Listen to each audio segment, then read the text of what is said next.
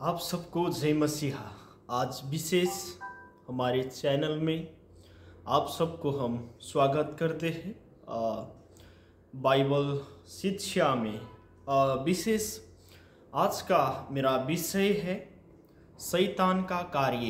एक मसीही जीवन में शैतान किस प्रकार से कार्य करता है, इसमें हम कैसे बच सकते हैं और इसका कार्य क्या क्या है, आज हम इसके विषय में पूर्ण रीति से हम देखेंगे, सीखेंगे और अपने जीवन में लागू करण करेंगे। आप लोग निकालिए 1 पत्रस 5:8। 1 पत्रस 5:8 यहाँ पे इस प्रकार से लिखा है, सचेत हो और जागते रहो, क्योंकि तुम्हारा विरोधी शैतान गरजने वाले सिंह के समान इस खोज में रहता है कि किसको फाड़ खाए।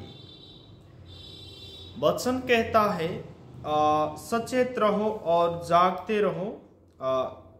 यह बात एकदम महत्वपूर्ण बात है। हमें सचेत रहना है हर एक बातों से जो हम शैतान की बंधनों में पड़ सकते हैं। जैसे कि हमारे कार्य में हो सकता है, कितना बार हमारे मन विचार मन भाव हो सकता है, कितना बार हमारा जीवन गलत कार्य करते हैं तो शैतान यहाँ पे कार्य कर सकता है। हमारा मन भाव मन विचार वहाँ पे गलत कार्य करता है तो वहाँ पे शैतान कार्य कर सकता है।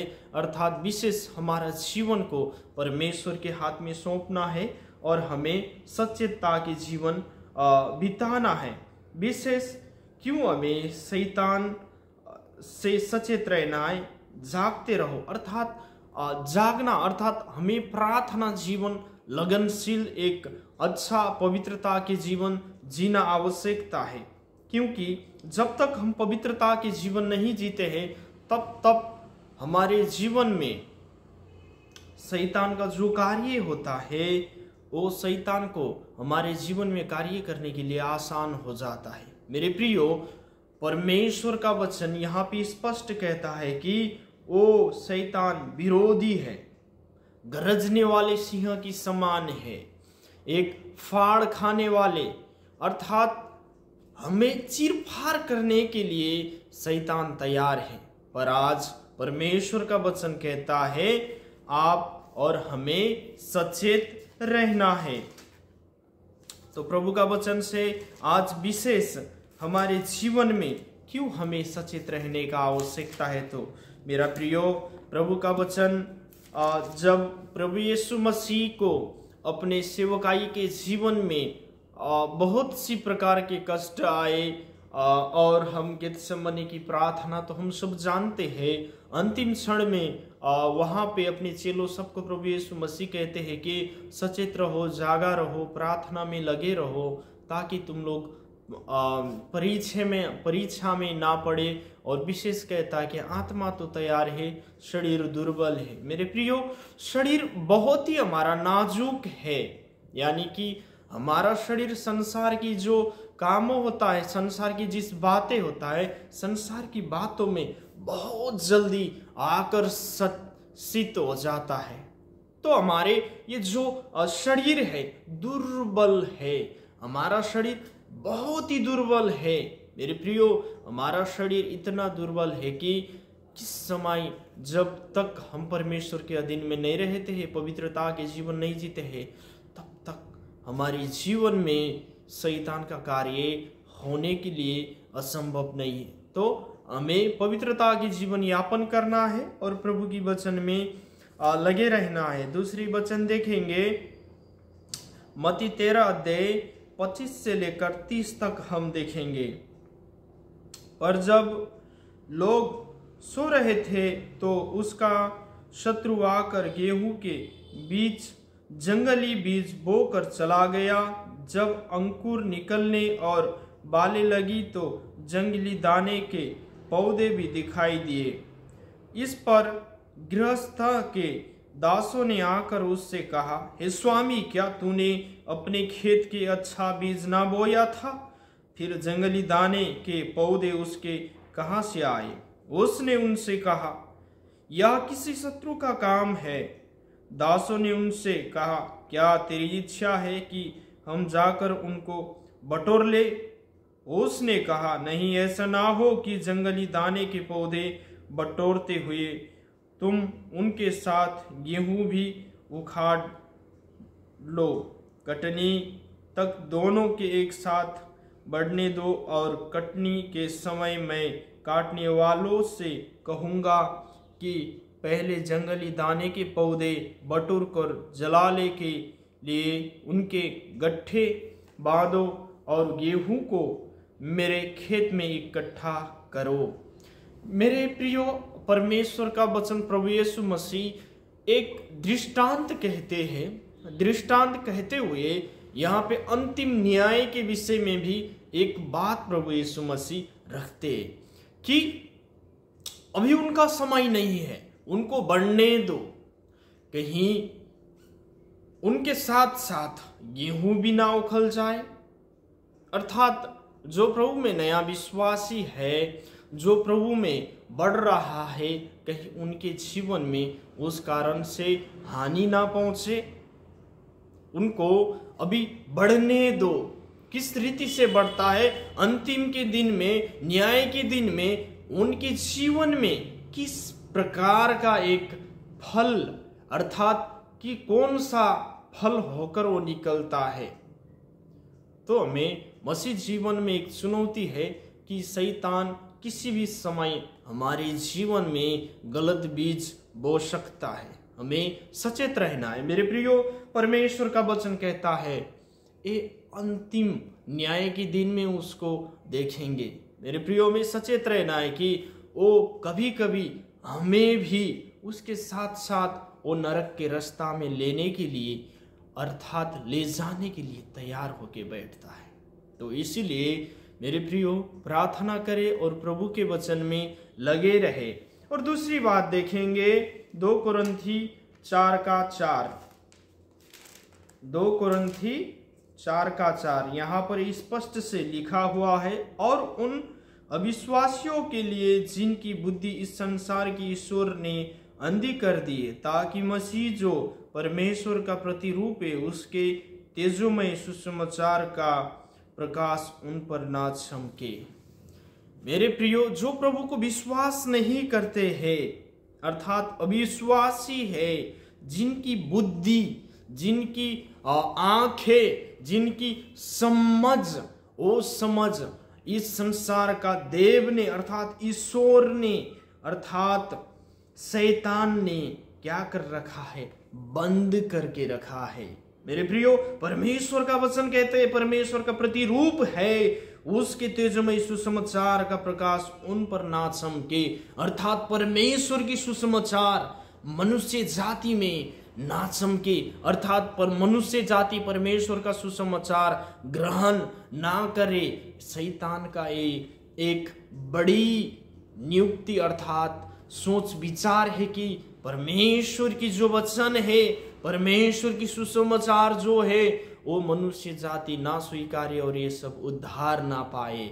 इस रीति से शैतान आत्मिक आंखें और बुद्धियों को और मनुष्य को अपने बस में लिए हुए है। मेरे प्रियो, हमें सचेत रहना है कि शैतान के हरेक कार्यों को विरोध करते जाना है और हमें उन पर विजय होना है। और शैतान का और कार्य क्या है हम देखेंगे, ताकि हम एक विश्वासी के जीवन में शैतान का कार्य काम क्या क्या होता है वो जानना बहुत ही आवश्यकता है, ताकि एक मसीह जीवन में हम एक असल जीवन किस प्रकार से यापन कर सकते हैं, इसके विषय में हम देखेंगे। प्रकाशित वाक्य 12:10। फिर मैंने स्वर्ग से यह बड़ा शब्द आते हुए सुना, अब हमारे परमेश्वर का उद्धार और सामर्थ्य और राज्य और उसके मसीह का अधिकार प्रकट हुआ है, क्योंकि हमारे भाइयों पर दोष लगाने वाला जो दिन रात हमारे परमेश्वर के सामने उन पर दोष लगाया करता था, गिरा दिया गया है। शैतान हमारे विषय में दिन रात दोष लगाते हैं, एक दिन नहीं, दिन और रात 24 ही घंटा दोष लगाते हैं। मेरे प्रियो, हमें अपना जीवन चाल चलन सुधारना है आज के दिन में, ताकि परमेश्वर के सामने शैतान उपस्थिति हो और उस समय आप और हमारे विषय में जब वो बातचीत करे तो हम पवित्र और शुद्धता पाया जाए। अय्यूब के विषय में हम देख सकते हैं कि शैतान भी गवाही देता है। अय्यूब के विषय में कहता है, वो जैसे धर्मी इस पृथ्वी में कोई भी नहीं है। और आज हमें एक गवाह के पात्र बनना है मेरे प्रियो। जैसे अय्यूब की गवाही शैतान खुद देता है परमेश्वर की उपस्थिति में, वैसे ही आज आप और मैं एक अच्छा जीवन जिएंगे, पवित्रता के जीवन जिएंगे, परमेश्वर के डर और भय में जिएंगे। हमारी गवाही उस परिस्थिति में शैतान भी देगा। मेरे प्रियो, आज हमें वो जीवन यापन करना बहुत ही महत्वपूर्ण है, नहीं तो हम दोष लगाने की सिवा कुछ भी नहीं रहेंगे। तो आज हमें बहुत ही चुनौती की बात है। परमेश्वर की उस दिन एक यहाँ पे स्पष्ट लिखा हुआ है, उद्धार और सामर्थ और राज्य और उसके मसीह का अधिकार प्रकट हुआ है। प्रभु यीशु मसीह का अधिकार प्रकट होते दिन में, सामर्थ प्रकट होते दिन में, प्रभु यीशु मसीह के दूसरे आगमन में हमें किस प्रकार से रहना है। आज की हमारे जीवन, हमारे चाल चलन, हमारे हर एक बात तय करता है कि हम स्वर्ग जाने की योग्य है कि नहीं। मेरे प्रियो, आज यह समय आप और मेरे लिए बहुत ही महत्वपूर्ण समय है, ताकि हम इस जीवन में हम प्रवेश कर चुके हैं। मेरे प्रियो, मसीह जीवन में यह नहीं है कि हम प्रवेश नहीं किए। हम जब से प्रभु यीशु मसीह को उद्धारकर्ता के रूप में स्वीकार किया है, उसी दिन से हमने प्रभु यीशु मसीह में जिया है। प्रभु यीशु मसीह के जीवन में, अर्थात प्रभु यीशु मसीह के साथ साथ में हम सहभागिता हुए हैं। हम निकालेंगे यहूदा की पुस्तक 6 पद, यहूदा की पुस्तक 6 पद में देखेंगे। फिर जिन स्वर्गदूतों ने अपने पद को स्थिर ना रखा, वरन अपने निज निवास को छोड़ दिया, उसने उनको भी उस भीषण दिन के न्याय के लिए अंधकार में, जो सदा काल के लिए है, बंधनों में रखा है। यहाँ पे एक महत्वपूर्ण बात है। आज एक क्रिश्चियन को, अर्थात जो प्रभु यीशु मसीह को विश्वास करना है, उसको आज ये सीखने का बड़ी अवसर है। फिर जिन स्वर्गदूतों ने अपने पद को स्थिर ना रखा, पद अर्थात जिसने प्रभु यीशु मसीह ने जो पद दिया था, परमेश्वर ने जिस स्वर्गदूत को पद दिया था, जिसने स्थिर न रखा, उसको भी परमेश्वर ने नहीं छोड़ा। उसको सदाकाल के लिए अंधकार में बंद कर दिया गया। आज हमें जिस प्रकार ने एक पद सौंपा गया है, एक परमेश्वर ने एक पद सौंपा गया है, हर एक विश्वासी को एक विश्वास योग्य की पद हो सकता है, एक परमेश्वर ने चुना हुआ दास का पद हो सकता है, एक अच्छा जीवन यापन करने का, पवित्रता की जीवन यापन करने का पद हो सकता है। मेरे प्रियो, आज वो पद आपके जीवन में आप किस प्रकार से उस पद को निर्वाह कर रहा है। आज आप और मेरे जीवन में बड़ी चुनौती की बात है।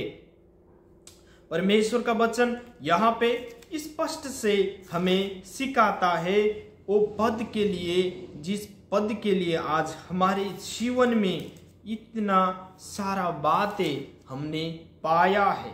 आज वो पद को हमने किस प्रकार से हमारे जीवन में लागूकरण किया है, यह हमारा आने वाला भविष्य अर्थात प्रभु यीशु मसीह के न्याय के दिन में हमें बताया जाएगा। अब देखेंगे इफिसी 6:12, इफिसी 6:12, क्योंकि हमारा यह मलयुद्ध लहू और मांस के नहीं, परंतु प्रधानों से और अधिकारियों से और इस संसार के अंधकार के हाकिमों से और उस दुष्टता की आत्मिक सेनाओं से है जो आकाश में है। हमारे मल युद्ध अर्थात हमारे युद्ध लड़ाई किससे है? वचन कहता है कि लहू अर्थात मांस से नहीं। इस अर्थ हम यह समझते किसी इंसान से नहीं, किसी एक संसार की भाषा में बोला जाऊं तो एक कोई झगड़ा करने वाले मनुष्य से नहीं, कोई हमें गुस्सा दिलाता है तो उनके साथ लड़ाई करने से नहीं। यह हमारा मल युद्ध क्या है? मल युद्ध है आत्मा से। जो अशुद्ध आत्मा है, जो शैतान है, इस अर्थ यह आत्मा कौन सा आत्मा है? जो संसार के अधिकारी और हाकिम और दुष्टता की आत्मा सेनाओं से जो आकाश में है।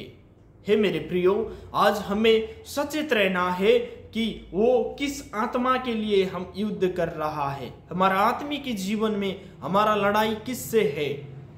मेरे प्रियो, सभी मसीह जन आज हमारे लड़ाई, हमारे युद्ध, हमारे मसीह जीवन की एक दौड़ किस में है?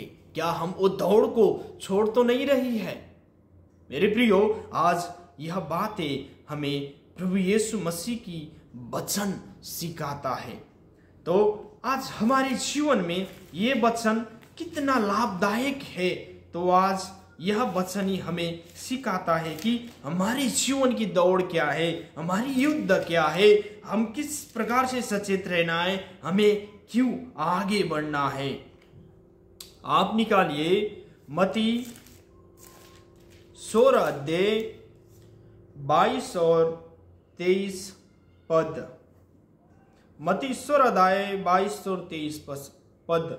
इस पर पतरस उससे अलग ले जाकर झिझकने लगा, हे प्रभु परमेश्वर, ना करे तेरे साथ ऐसा कभी ना होगा। उसने मुड़कर पतरस से कहा, हे शैतान, मेरे पास सामने से दूर हो, तू मेरे लिए ठोकर का कारण है, क्योंकि तू परमेश्वर की बातों पर नहीं परंतु मनुष्यों की बातों पर मन लगाता है। यहाँ परमेश्वर, कितना बार हम सोचते हैं पतरस को प्रभु यीशु मसीह ने इस प्रकार से कहा होगा, यह बात नहीं, पर पतरस की जो बातें थी, अंदर की बातें, जिस प्रकार से पतरस के जीवन में शैतान कार्य कर रहा था, उसी प्रकार उसी घड़ी प्रभु यीशु मसीह कहता है कि तेरी ये जो बातें हैं, ये बातें जो है वो परमेश्वर की ओर नहीं मनुष्य की ओर है। और मनुष्य की बातें क्या है? मनुष्य की बात कभी भी परमेश्वर की ओर जाना नहीं चाहता है मनुष्य। मेरे प्रियो, और सबसे प्रमुख बातें यहाँ यह है कि ठोकर के कारण, प्रभु यीशु मसीह क्यों बोल रहा है ठोकर के कारण? क्योंकि प्रभु यीशु मसीह नहीं मरता, अर्थात क्रूस में बलिदान नहीं होता, तो सच में आप और हमें, मुझे उद्धार नहीं मिलता।